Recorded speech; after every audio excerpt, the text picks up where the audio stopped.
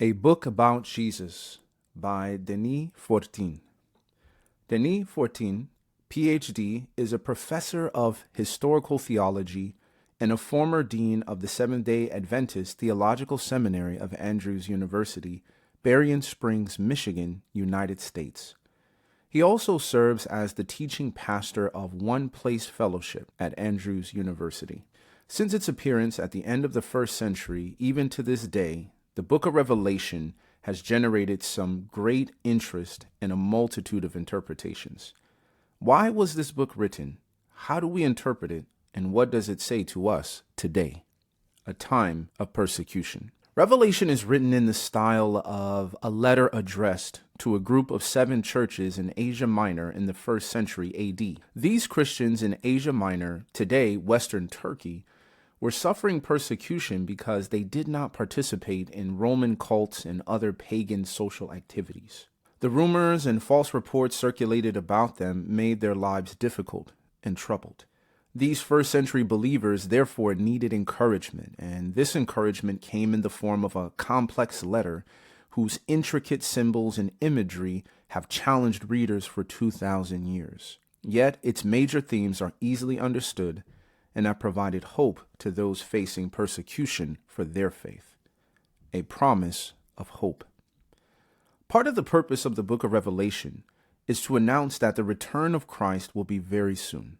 Twice in the first few verses of chapter 1, John referred to the promise of Christ's return. Quote, "Blessed is the one who reads aloud the words of this prophecy, and blessed are those who hear it and take to heart what is written in it, because the time is near."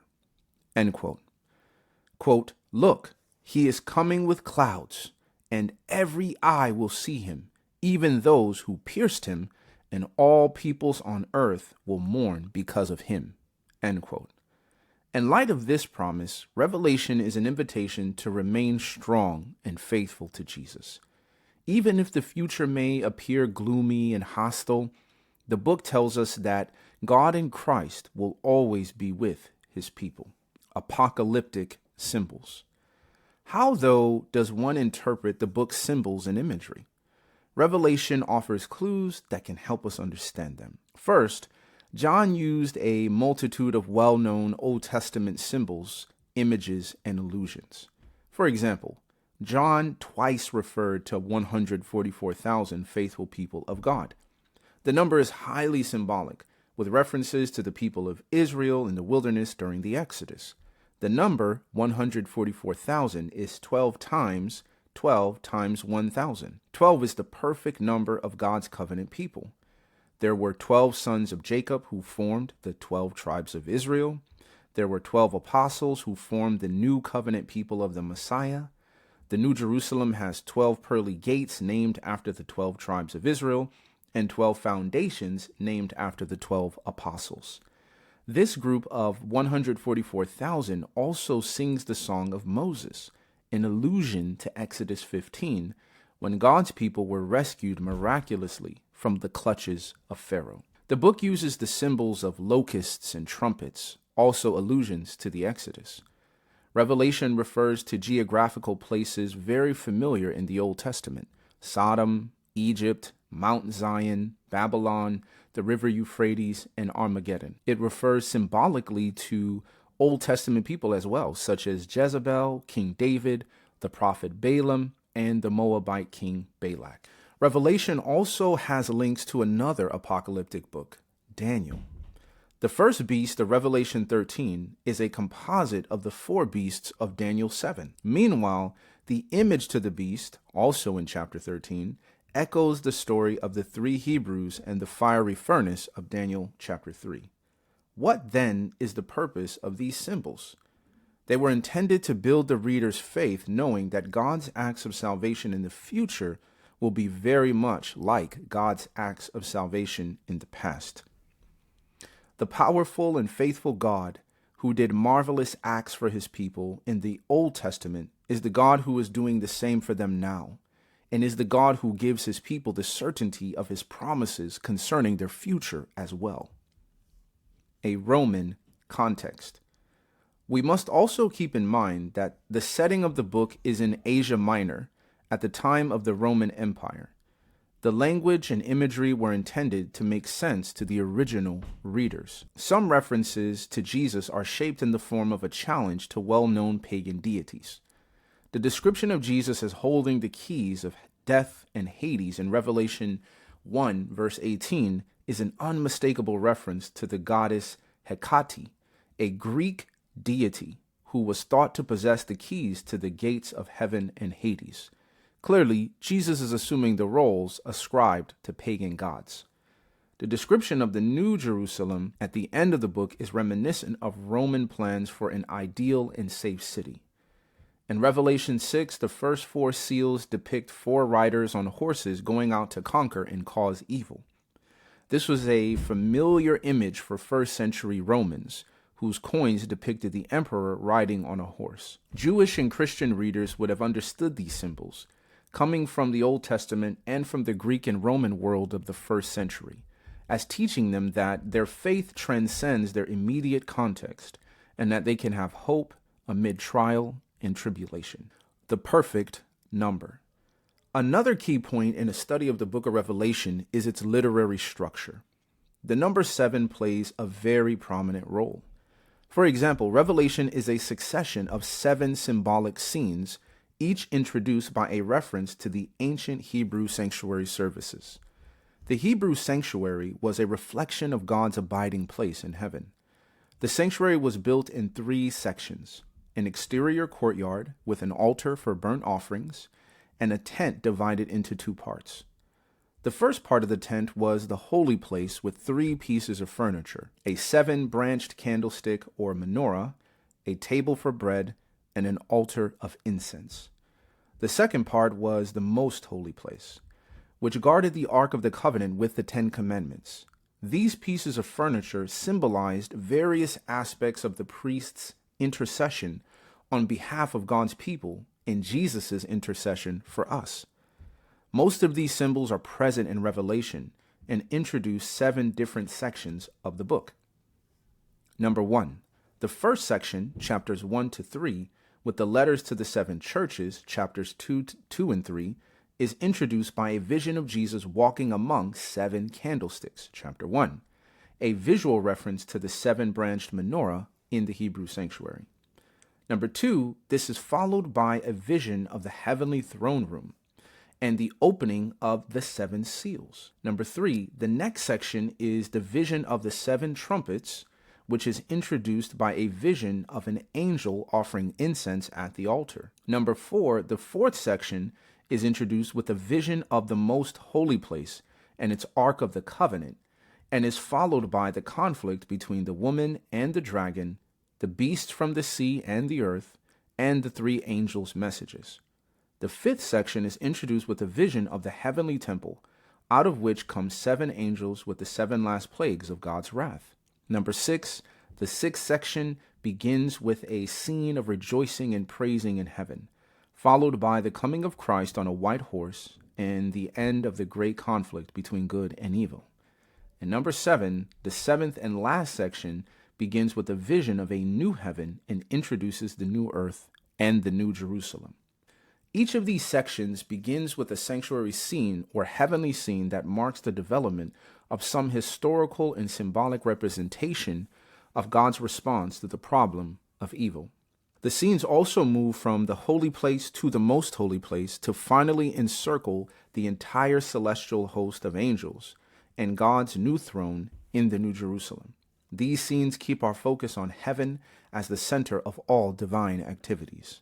In fact, the entire book of Revelation is presented from the vantage point of heaven itself.